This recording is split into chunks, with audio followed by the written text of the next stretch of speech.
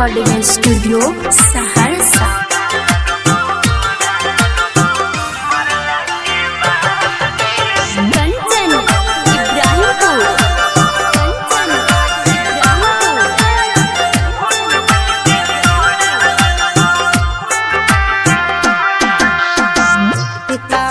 बनई ओझा बाबा लगे जाए के तैयो गे मनिया राखे देव सताई के आगे गए ताबिज बनई ओझा बाबा लगे जाए के तैयो गे मनिया राखे देव सताई के रहे नहीं देव के बगली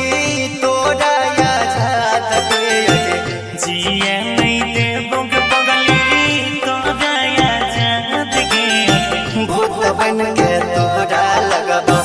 मरला के बहात के भूत बन के तोरा लगबो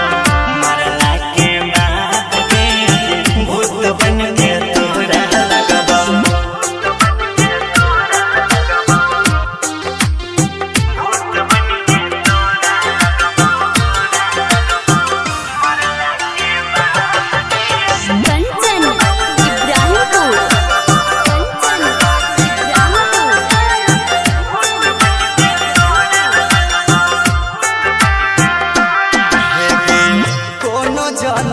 मन तरने काम तोरा कर जब जब पिया छूट तोरा से डरता आगे गई कोनो जन तर मन तर नहीं काम करा जब जब पिया छूट तोरा से डरता उहे घड़ी सरवन सूजित परत